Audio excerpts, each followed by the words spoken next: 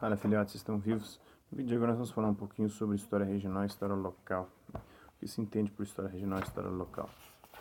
Então acompanhe-nos aí, né? O conceito de região vai se transformando ao longo de décadas. No campo geográfico, passando pelos estudos econômicos e culturais, rompendo com a perspectiva meramente descritiva da paisagem para buscar o entendimento da organização diferenciada, complexa e multifacetada do espaço. Para Amorim, 2007, na página 10, é a partir da década de 70, 1970, com o advento das geografias crítica, humanista e cultural, que o conceito de região passa definitivamente a ser entendido como o desenvolvimento desigual de porções do território, flexibilizando-se assim as noções de fronteiras regionais, ao levar em conta não apenas aspectos de ordem natural e jurídico-administrativa, mas também aspectos de ordem econômica, social, cultural, dentre outros. Configuram-se dessa forma novas delimitações de regiões, tais como região período, região poder, região indústria, região identidade, que vem despertando o interesse tanto de profissionais geógrafos quanto de não geógrafos. Na pesquisa histórica brasileira, que merda é essa? Os estudos de história regional vêm sendo vitalizados na medida em que se desenvolvem inúmeros programas de pós-graduação fora dos grandes centros urbanos, desde meados da década de 1970. Um dos fatores que respondem pelo crescimento da pesquisa em história regional, Carlos Fico, de 2000, aponta, primeiro, a viabilidade da pesquisa em espaços mais próximos, uma vez que se torna difícil para os pesquisadores deslocarem-se até os arquivos nacionais. Segundo, uma espécie de reserva de mercado dos temas ditos nacionais para as universidades dos grandes centros.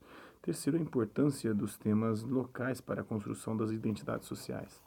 Destacamos aqui outra razão para a ampliação da pesquisa histórica regional, que é o caráter extremamente lacunar dessas pesquisas em praticamente todas as unidades da federação. Até meados do século XX predominava o trabalho dos chamados historiadores diletantes ou pesquisadores entusiastas, em geral profissionais liberais e ou políticos locais sem formação histórica, interessados na história local regional, de modo que não se tinha acesso a pesquisas acadêmicas de fôlego baseadas no necessário rigor científico. Esses autores, em geral, eram membros dos institutos históricos e geográficos das diversas províncias e estados, sendo responsáveis pela elaboração de coreografias, espécies de estudos monográficos regionais baseados em relatos orais. Na tradição do inocivismo, a própria origem da palavra remete a estudos regionais, uma vez que core diz respeito à região. Os estudos dos diletantes e entusiastas, em que pesa sua relevância face ao vazio acadêmico, resumiam-se, não raras vezes, a relatos de memórias de pessoas da comunidade, sem qualquer tratamento acadêmico ou ainda a listas de efemérides biografias, descrições fisiográficas, enfim.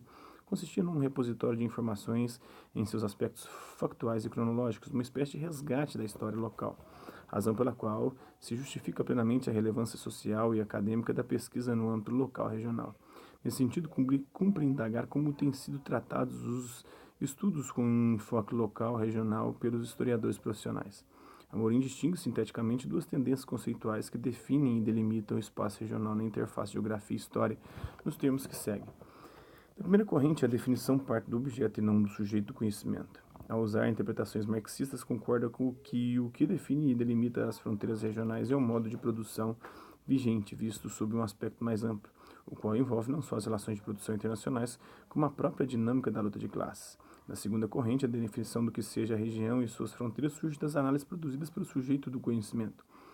Neste campo, coloco-se os trabalhos de Bourdieu e Angelo Priori.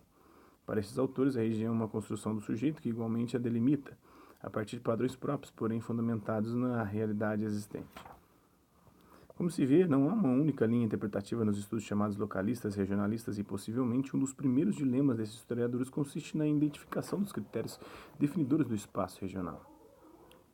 O próprio momento atual, marcado pela dissolução das fronteiras e pela internacionalização do capital no contexto da globalização, aumenta o grau de dificuldade ao transformar o conceito em um construto teórico e empírico que resulta da vida coletiva dos homens, das práticas culturais vivenciadas pelos diferentes grupos sociais, nas palavras de Amorim. O regional torna-se, portanto, um conjunto de identidades não vinculado necessariamente aos limites formais estabelecidos. Entre as principais potencialidades da história regional local se destaca a possibilidade de dar evidência a fontes, temas e sujeitos que não tiveram visibilidade no âmbito da chamada macrohistória.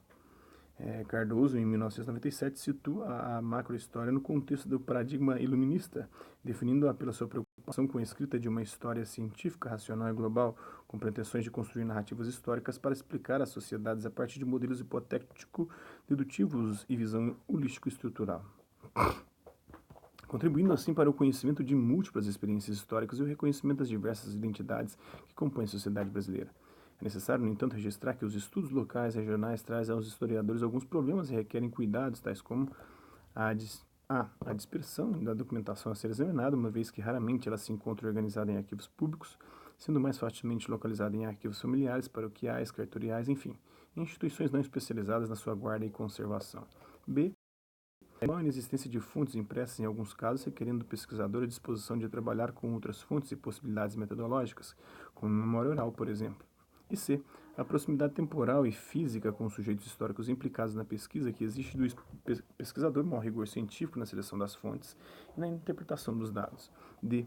A precariedade ou a inexistência das fontes secundárias, uma vez que em muitos casos ainda não há conhecimentos suficientemente sistematizados e publicizados sobre temas regionais e locais. E, por fim, ressalta-se a preocupação do historiador com a produção de uma historiografia local regional que supere a escrita autoexplicativa de si para si, relacionando-a com os contextos mais amplos, com os conceitos já sistematizados, com as teorias já produzidas, enfim, com os conhecimentos já disponibilizados acerca do tema em estudo.